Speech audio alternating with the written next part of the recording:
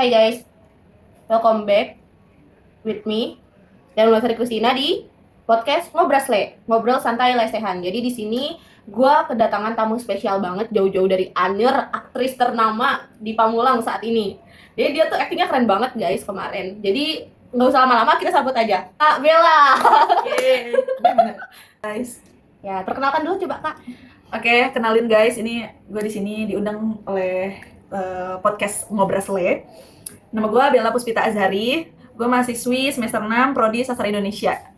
Gitu aja sih kesibukan gue sekarang, kuliah, kerja, dan Netflix-an, gitu aja. Oke, jadi kita mau nanya-nanya nih Kak sebelumnya. Kan Kakak nih aktris ternama banget nih katanya. Jadi Kakak nih dari teater apa sih Kak? Kalau gue dari teater Estera.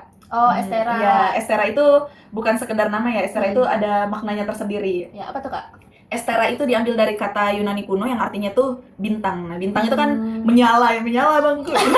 Jadi Baik. kita harus menyala gitu. Teater kita tuh harus paling menyala, paling Menyala. beda gitu, iya. Oh iya. Nah sebelum itu Paling terang gitu ya. Terus apa ya, di teater Estera sendiri nih pertunjukannya terakhir itu tentang apa sih Kak, dan menceritakan apa Kakak sebagai apa juga di pertunjukan itu? oh iya, boleh.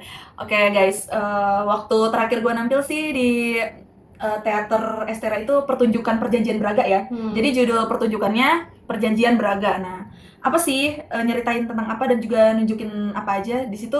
Gue secara simpel aja ya, pendek aja, singkatnya itu tentang persekutuan dan juga perjanjian dengan iblis. Gitu aja sih. Jadi temanya itu horor mistis gitu, misteri gitu. Tapi di luar teater Kakak ada nggak sih kayak pengalaman horor gitu? Oh, kalau di luar teater banyak banget ya guys. Tahu lah ya Cicayur tuh seperti apa. Nah, Cicayur tuh masih ya bisa dibilang hutan belantara enggak, tapi banyak pepohonan juga, iya gitu. Dan juga jalan yang gelap, pasti ada pengalaman-pengalaman tertentu ya guys. Pastinya entah halusinasi sendiri atau memang beneran terjadi, kita nggak tahu. Tapi yang penting mereka ada dan juga kita harus mempercayai itu. Gitu aja sih. Oh iya, kan tadi temanya itu horor ya yang Iya, Estera itu, yang iya. apa Perjanjian Braga. Perjanjian Braga ya. Nah, Kakaknya nonton nggak? kebetulan Enggak ya. Oke. Aduh, maaf banget ya. Iya, nggak apa-apa kok. Berarti nggak lihat saya dong nampil sebagai Tapi lihat aktris. cuplikan kok. Oh, ngeliat Iya. cuplikannya. Oke. Yang saya teriak-teriak itu? Betul. Oh, betul. Oh iya, balik lagi nih back Iya. to topic kalau Oke. kata orang-orang. Jadi karena itu temanya horor, selama proses itu ada nggak sih kayak apa ya, kejadian-kejadian atau hal-hal mistis lainnya gitu loh? Selama kejadian-kejadian itu kebetulan kita nyempilin satu scene di mana mantra asli dibacakan. Oh, Nah, gitu. iya. Jadi kita kan ada beberapa adegan ya guys ya. Di situ ada, kalau disimpulkan adegan yang besarnya, adegan pokoknya itu ada 6 adegan Kak.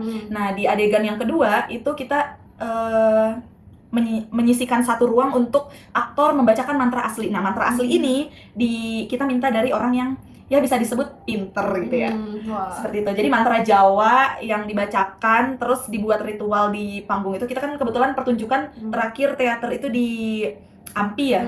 Nah, teater Ampi. Ada proses penyembelihan ayam juga, ayam asli. Ayam asli. Iya, ayam asli oleh aktor utamanya. Saya aktor utama juga, cuman saya munculnya di akhir sih, akhir adegan. Jadi saya adanya di ending. Oh gitu. Nah, selama pementasan kemarin tuh Kak, proses apa sih yang paling banget berkesan bagi kakaknya gitu? Waktu pementasan kemarin yang paling berkesan itu masa-masa latihan sih Kak. Jadi selama masa-masa latihan itu kita bisa ngerasain pengalaman yang sangat berharga, bisa senang, bisa sedih bareng-bareng temen, terus juga saling tahu karakter dari teman-teman kelas gitu kan. Terus juga jadi tahu kesuksesan atau keberhasilan suatu tim itu dengan cara semua orang yang ada di tim itu punya kemauan yang sama gitu sih. Karena kalau misalkan di satu tim itu yang punya kemauan berhasil hanya 2-3 orang, itu nggak akan berhasil. Kalau yang ingin berhasil semua orang yang ada di tim itu, ya kita akan mencapai itu gitu. Jadi punya mental gitu sih Kak. Jadi belajar untuk diri sendiri agar memiliki prinsip yang lebih teguh gitu kan. Terus juga masa-masa ini sih Kak, setelah latihan, masa-masa persiapan pentas. Jadi kita kayak ribet sendiri tuh, propertinya banyak, terus juga make up segala macam ya, make up, busana, kostum, mengatur waktu, terus gladi. Itu kan gladi sempat tengah malam tuh. Nah, itu juga sangat teringat sih, menjadi kenangan yang sangat amat teringat. Dan juga apalagi ya, dospem ini sih, Bu Welsi. Ya. Iya. Tepuk tangan dulu deh. Ya, boleh nggak nih Kak contohin dialog kakak tuh apa sih gitu pas lagi teater? Dialognya sih nggak begitu panjang sih, karena kan waktu pementasan kebetulan saya berdialog dengan berapa orang ya? sama tokoh utama Alfi, karena Alfi yang menjadi dukunnya ya. Oh. Terus dengan tokoh utama juga Raihan. Nah, Raihan itu menjadi asisten dukun. Terus sama tokoh utama juga namanya Rizka. Nah, Rizka ini sebagai istrinya dukun, istrinya Kartiwi.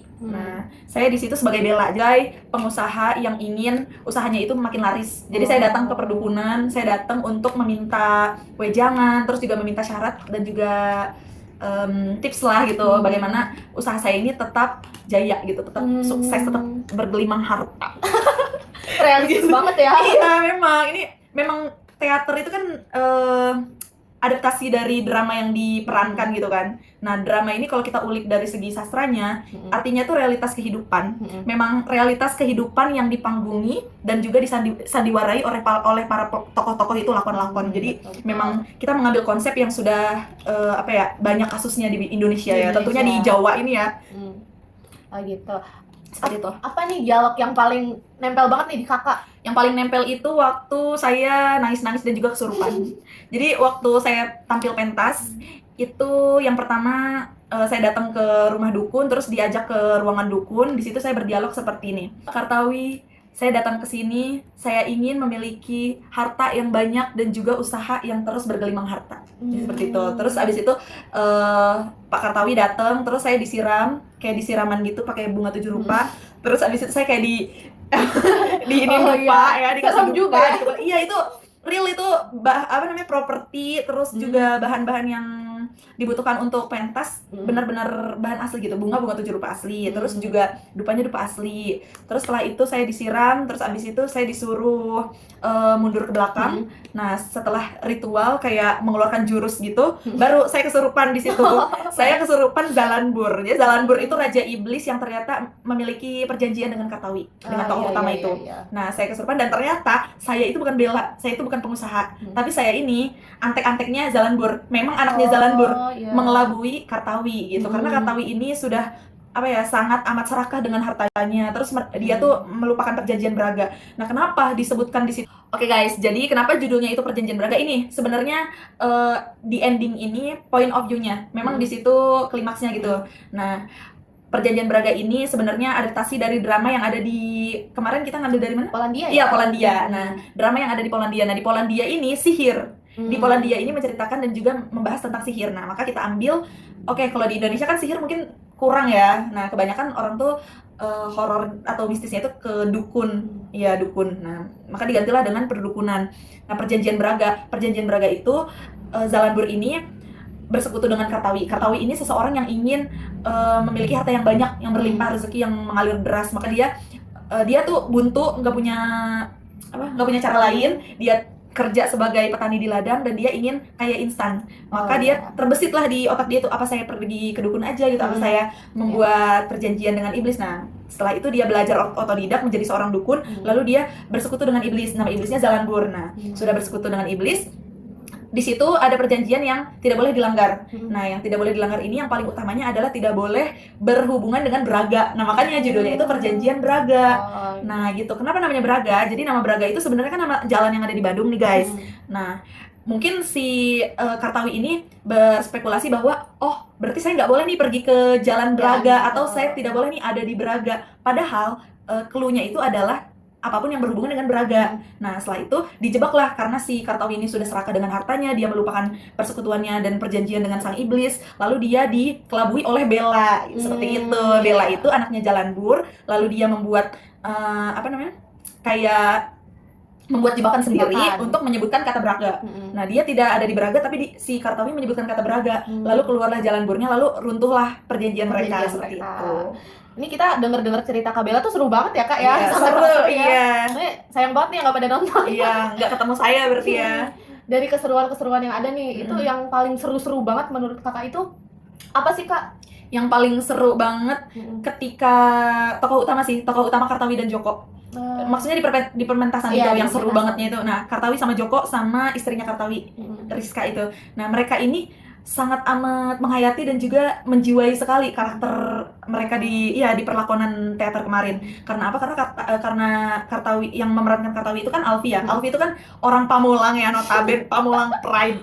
Dia belajar dari nol mengenal Jawa, dari bahasanya, logatnya, juga budayanya kan, karena di situ banyak tradisi dan juga ritual yang dipentaskan kan. Nah, otomatis kita belajar lagi. Terus juga kita mengulik lebih dalam lagi. Nah, itu benar-benar si Alfi ini menjiwai, terus dia bisa membawakan dengan enjoy gitu kan, menjadi daya tarik dan juga pusat perhatian saat pentas itu sangat amat susah gitu kan, menarik penonton tuh, tapi dia bisa gitu. Nah, sedangkan si Joko ini sama Kartawi di dalam pementasan teater kemarin tuh mereka menjadi sahabat yang sangat klop, karena di situ banyak banget lelucon atau jenaka gitu, scene yang lucu-lucu. ya. Iya, kayak gitu, kayak yang waktu scene mancing mania. Iya, yang terere itu kan penonton langsung heboh karena ikon anak Gen Z ya, mancing gitu. Iya. Di luar teater sendiri nih kakak nih kesibukan lainnya tuh apa sih kak? Kalau di luar teater, kesibukan saya yang utama sih pastinya kuliah ya kan. Nah, kuliah itu pasti. Iya, kuliah pasti. Yang kedua itu bekerja kan. Nah, bekerja juga pasti. Selain itu paling sambil nugas atau ya healing tipis-tipis lah sekitaran Pamulang. Masih Pamulang Pride ya ternyata. Iya, nggak pernah jauh. Akhir banget nih dari pementasan yang udah kakak laluin. Pengen nggak sih kayak pementasan lagi gitu? Kalau ditanya mentas lagi, kalau ada yang menawarkan atau menunjuk saya ya saya bersedia. Tapi kalau untuk dari saya sendiri pengen nih mentas syariah gitu, belum dulu gitu, karena masih banyak yang harus dipelajari lebih dalam gitu. Karena ilmu drama itu sulit ternyata ya. Kita harus bisa bersandiwara, kita harus bisa memakai topeng, tidak menjadi diri sendiri demi mendalami karakter yang kita lakoni, seperti itu sih. Kesan kakak deh. Kesan ya dari pementasan kemarin. Oke, kalau kesan guys, kesannya tuh sangat amat inspiratif ya, karena pengalaman itu guru kehidupan, pengalaman itu ilmu yang tidak ternilai. Jadi untuk semua, untuk saya juga ya, untuk semua. Jadi cari pengalaman di semua bidang, di segala aspek kehidupan. Dari pengalaman kita bisa belajar, kita bisa tahu, kita bisa memperbaiki kehidupan kita. Itu tadi guys cerita-cerita singkat dari narasumber kita yang sangat spesial ini, Kak Bella. Semoga Kak Bella ini dapat menginspirasi kita semua. Ya, amin. Nanti ditunggu ya Kak, pementasan selanjutnya. Nanti ditunggu. Next kayaknya kita nggak ambil tema horor ya. Romance kali ya. Aduh, siapa nih lawannya, ngeri juga. Ya, gitu kali ya. Nanti sampai ketemu lagi di podcast selanjutnya. Sekian, dadah. Udah, tinggal cut.